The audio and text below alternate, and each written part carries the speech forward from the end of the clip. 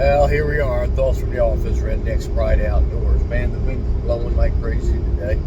New Year's Day. Cold. And heading on some jobs before I go set some traps. It's 25 degrees with a stiff wind, so it feels terrible.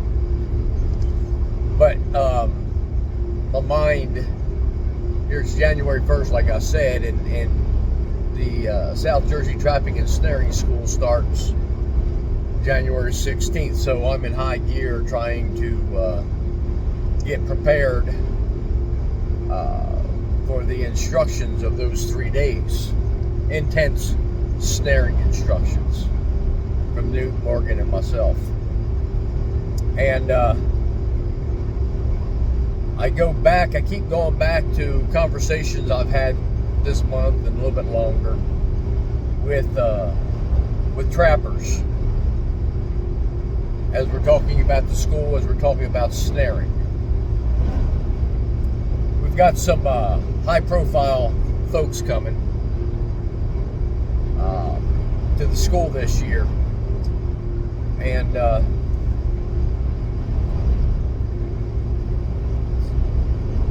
so we want to cover things the best that we possibly can, thoroughly. And what I do, my job at the school, is to teach how to catch the one. My job at the school is to be technical. My job at the school is to make sure you understand, if you will. And in doing that, it brings me back to the 13 plus schools that we've given, and talking to the folks after the school and trying to figure out what are the hurdles, what are the complications, what are the blocks, if you will. And the number one thing that I see is from folks from all over the country coming in to the school to learn how to snare and use cable restraints is the regulations that their states have. Now, I'm going to say this, I'm partial, but it's the truth.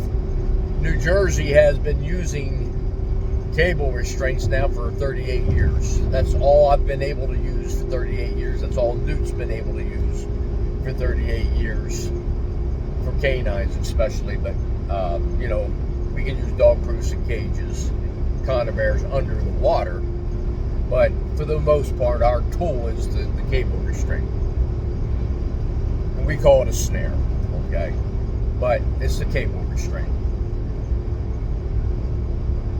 So with that only being the tool that we can use for the most part,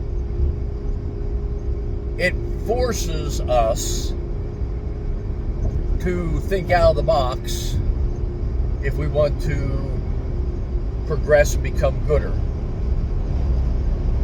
You get good, but to get gooder, you've got to continually strive to think out of the box and come up with ways and thoughts and processes and what have you. I'm known for using a lot of bait and lure with my cable restraints. Most folks in New Jersey won't.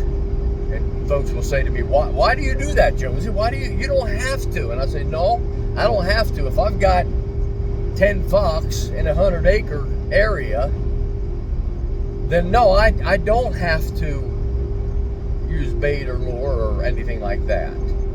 But if I only got 2 fox in that 100-acre area, I can do the same methods I do for the 10 fox and just wait it out, because eventually if my luck is good, they're going to get right into one of those trails, and if my luck isn't good, it's going to be a while before they travel down one of the trails. I mean, you can only set so many cable restraints.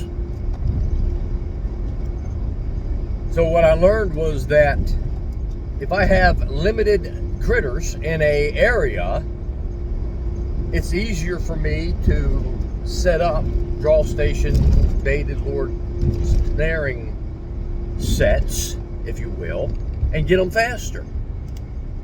You know, we actually teach or say at the school, it takes 10 to 12 cable restraints or snares to cover the same area as it does one baited set. That's why everybody goes back to the foot trap. Now I got off target here, so let me go back into it. When we're talking about regulations, most states on the East Coast especially handicap their snarmen. And the regulation makes it very difficult to be continuously successful targeting and on purpose catching. I say that because a lot of folks set out a cable restraint or a snare and catch a critter, and I hate to say this, but it's an accident. New Jersey's regulations is this for our cable restraint: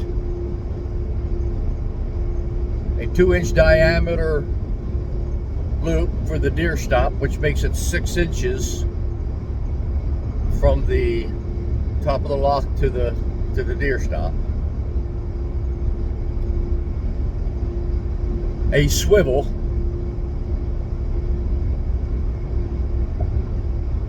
and a relaxing lock with the definition of the lock stops closing when the animal stops pulling. And we have a loop stop that doesn't allow our loop to open up more than 12 inches. That's our regulation. A swivel, a relaxing lock with a very good definition, a deer stop, and a loop stop. And everybody else has breakaways and this and that and what have you.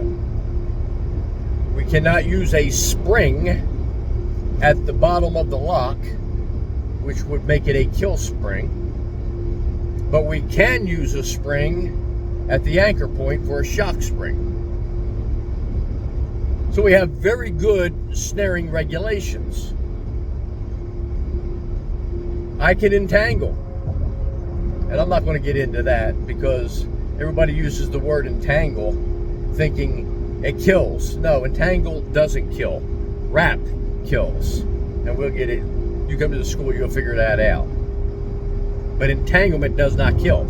Matter of fact, what I try to do is get the critter into that briar bush, into that honeysuckle, into that thick stuff on purpose, because they get in there, they calm down, and they stop fighting the snare, and they're alive and well most of the time. If they wrap around a sapling because they're out in the open, then there's going to be a problem. So, in my mind, the definition should be, if you're going to have no entanglement, it should be no wrap. But then again, I see the problem there. So you got to be micromanaging every little detail. But micromanaging every little detail, you screw up the snarman. And that's one of the problems when the guys come to our school. And Newt and I can do it, but we've got to take what works and then equate it into your regulations and tell you what works, so you're within the law. And I'm going to say it right here and now. A breakaway is not a non-lethal part of the cable restraint. Oh, yes, it is. No, it's not. If that breakaway is a non-lethal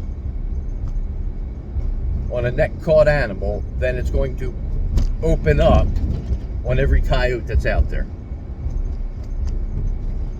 That's simple.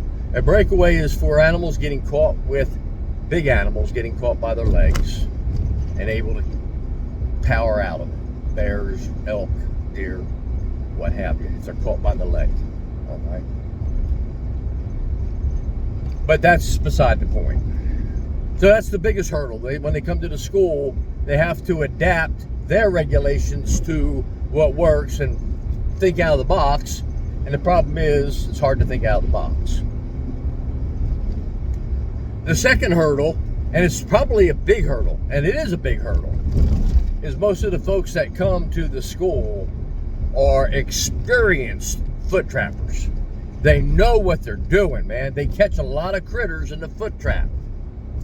And that's their curse when it comes to snaring. Cable restraints or snares.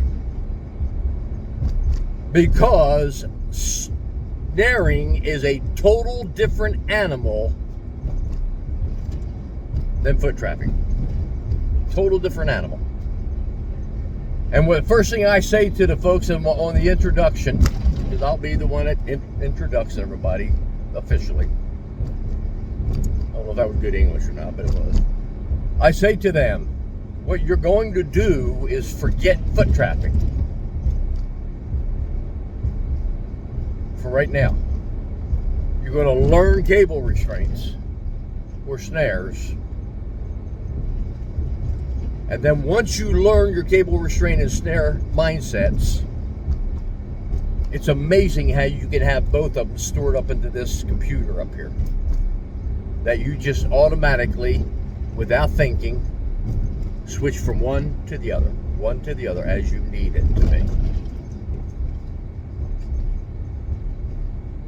It is easier for me, and Newt will agree with this, it is easier for me to train a experienced snarman who has never foot trapped.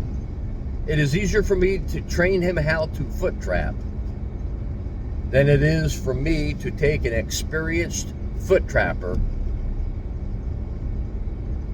and train them to become a good snarman. One of the things that I hear all the time is, yeah, but I caught 5 animals in snares. It doesn't do it for me. And I say, you're right. And I'm going to be mean to you. If you put out all season a bunch of snares and you caught 5 animals and you're happy and you're tickled pink about that, those 5 animals you caught most likely was by luck. They wasn't targeted and they wasn't intentional. Sure, you was after the fox in that spot and you caught the fox, but you was after the fox in 30 other spots and didn't. Follow what I'm trying to say to you? It's a different mindset. It's a different thought process.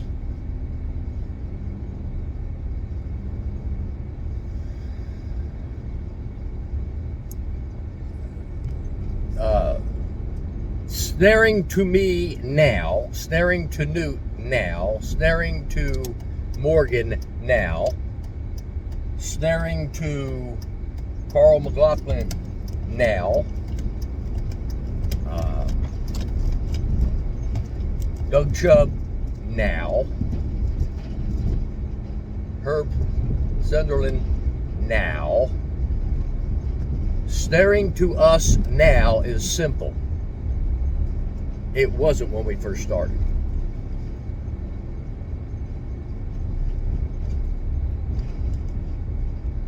I've said it before, I was a hotshot foot trapper with fox and raccoons.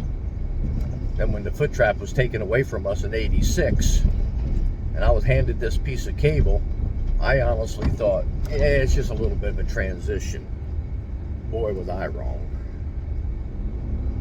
Man, was I wrong. And Newt and I go way back before that time. And I remember talking to Newt that first year of cable restraints. And both of us saying, this stuff is hard, man. Yeah, but I catch a few animals. That's right, you do. You luck out and catch a few animals. You hang a few snares and you luck out and catch a few animals. We're going to teach you how to set snares, target, and catch on purpose.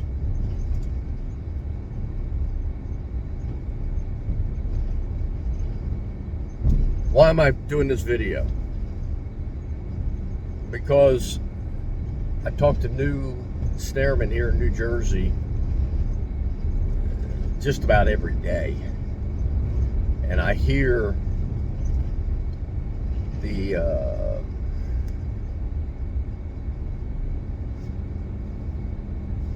frustration. Now, there are some that are just natural talented snarmen. Colby's one of them. But by far, most are not. Most of us, we have to work at this stuff. Most of this, we have to figure it out. And the problem with that is we figure it out on what's working where we should be figuring it out on what's not working. What do you learn when you find a method and continuously use it that works? You found that that method works. Did it make you better? Probably not. Because the first time you get into a situation to where that method doesn't work,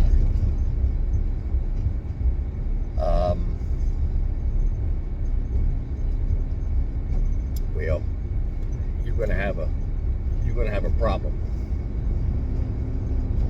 You're going to have a big problem.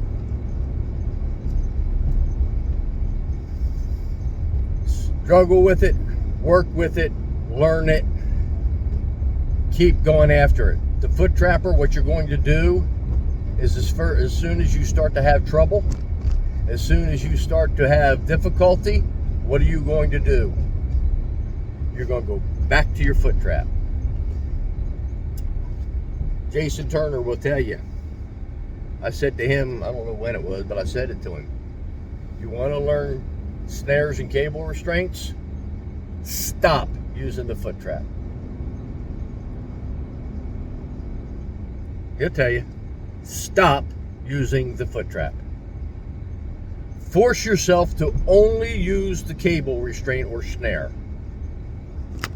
Then once you learn it,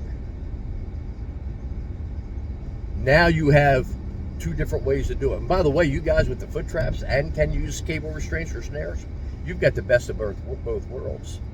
You know, when I'm down in Delaware with some of those trappers down there, I tell them, you guys got great regulations. You're equal to New Jersey, and you got foot traps.